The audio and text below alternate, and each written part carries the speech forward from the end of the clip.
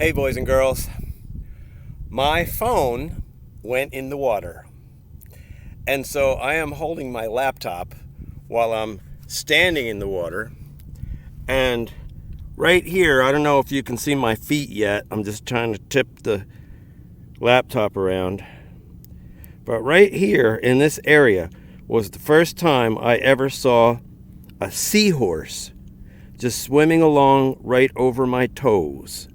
This is one of my favorite natural environments. In this island by the sea environment, I once was camping over on the other side of the island on the beach. And when I woke up in my tent, I heard this sound. It sounded like a large animal, like the size of a bear or something. It was a breathing thing. And I'm like, that's weird. There's no bears on this island. There's raccoons, but they don't sound that big. I'm like, what is that? I opened up my tent and I heard there was a pod of dolphins going by. I woke up hearing the sound of dolphins breathing. It is so quiet here in the nighttime. I mean, it gets noisy when there's people here, and I choose to camp on the very, very beautiful, secluded side of the island where you can hear the waves hitting the shore, and you can hear a little bit of people sounds far off in the distance. But in the old maps of this area, this region was referred to as Fisherman's Paradise.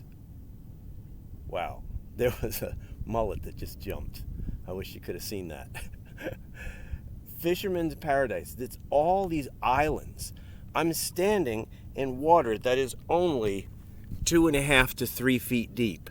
And this entire bay behind the Shell Key Preserve is water that's 2.5 to 3 feet deep and a little bit deeper. That dark area is just a seagrass bed. And right in this area, there's a deeper area where once we saw a whole bunch of manatees rolling around all together, and we discovered that was the family mating exercise. So you see dolphins here, and you see all kinds of neat stuff. It's a Sunday, so there are so many paddleboarders. There are people paddling all around these islands. Far off in the distance there, you can see the Bunce's Pass Bridge. The Bunce's Pass Bridge and the Bunce's Pass boat ramp is very, very popular. So let's have a look at the campsite that we use for Grandpa Honesty Guy expeditions. I want to try to hold the laptop like this.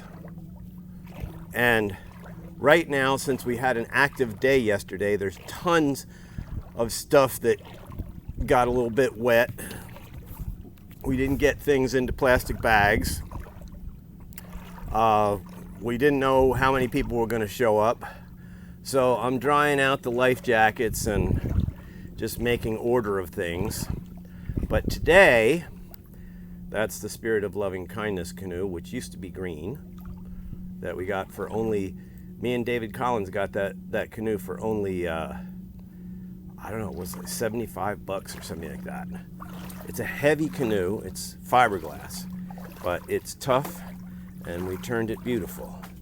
What you see here in front of you is mangrove trees, and this is called a mangrove island, and the trees actually extend and go farther and farther out in the water.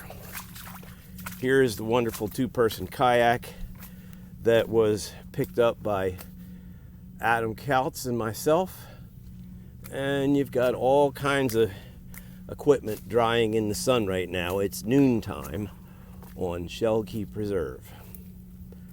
That's the Sarah Old Town 111 Loon. That is a fine, fine kayak. And there you can see our Coleman camp stove. That camp stove heats up water so fast, it's quicker than a microwave. So I had a cup of India ginger coffee mixed with Cafe Bustelo instant, and I've got my little clothesline up here, everything drying out from yesterday, jumping into water, and some other stuff. So in this campsite, that's my sleeping bag, getting nice and toasty dry for tonight. And in this campsite, oh, and there's my happy prayer shawl that came from the Madison, Wisconsin delegation. And the neat thing about this campsite is there's room for 2 or 3 other tents, some of which can be set slightly apart from each other, so you have your own little kind of spaces, atmospheres. Another tent can go right here, just a few steps away from the water. And then another tent can go out here. One of these places can have a big tent where you can stand up to change, and you can take care of baby naps and things like that. You can even put a little folding table in it.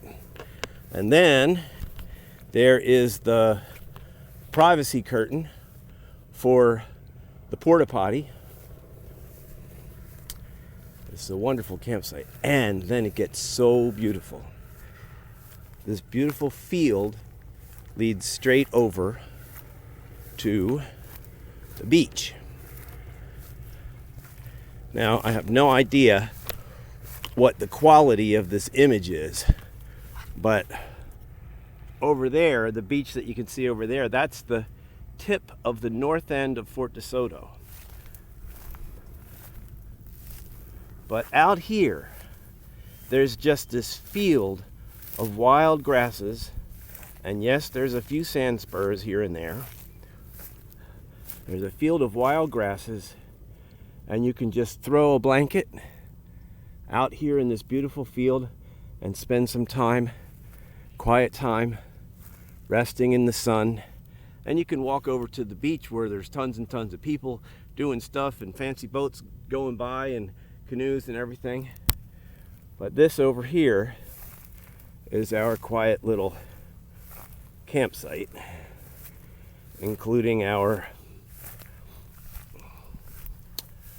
little toilet porta potty privacy curtain.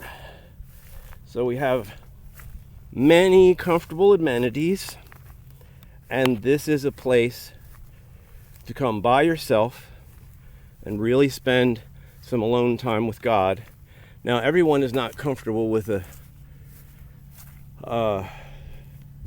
porta potties behind there, you get it. Everybody's not comfortable with a wilderness experience, but I like to remind folks that God's friends, the Israelites, were slaves. They were in slavery for 400 years.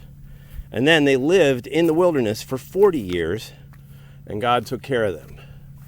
So sometimes it's nice to get out in the wilderness and think about how you can keep your family comfortable around the clock, day after day, out in the wilderness.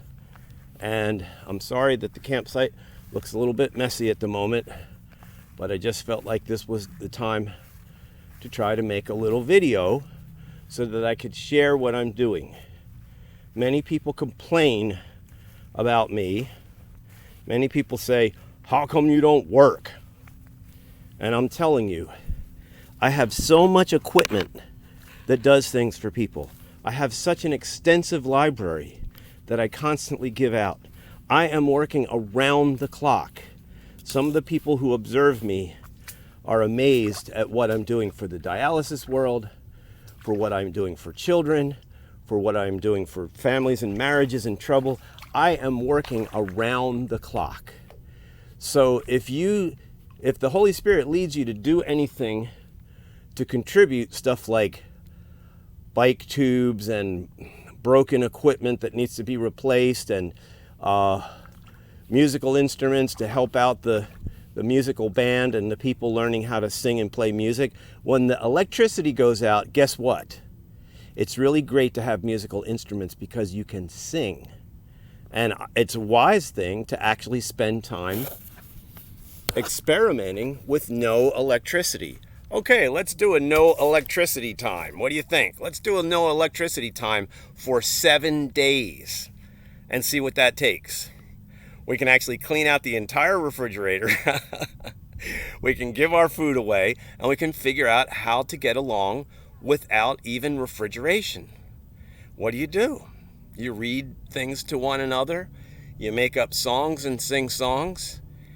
Being wise about Garden of Eden comforts is really cool. Basically, right now, I'm in the Garden of Eden, and I've got a lot of extra equipment.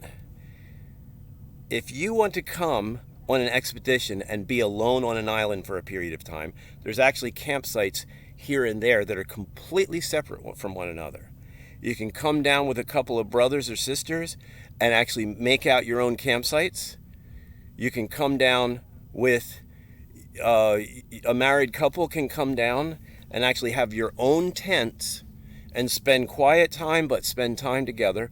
Or a parent can come with a child. Think about, if you've got a lot of children, think about taking an expedition with just one child for, once a month. These are the kinds of things that I can train people in doing and that I've been giving as a gift. Yesterday there were, there had to be at least 12 people that got out and paddled and saw dolphins and waved at people and jumped in the water and explored the island and walked the beach and picked up shells. This is a non-stop joy and refreshment service. Our home used to be way over there. I don't know if I can zoom on this thing. I don't think I can. Way over there. Boom. Way over there. I don't know if you can see it. It's the Don Cesar Hotel. I used to paddle from the Don Cesar to here. That's about 3 or 4 miles distance, and it took maybe 2 hours to get all the way here to the island. And I would come here and I would camp out, and it was amazing. I just felt like, I'm exploring a deserted island. So, welcome to Grandpa Honesty Guy Expeditions. Yahoo! Give a ring, and we can sit down and talk about planning an expedition for you and your people. Now, can I click on this stop?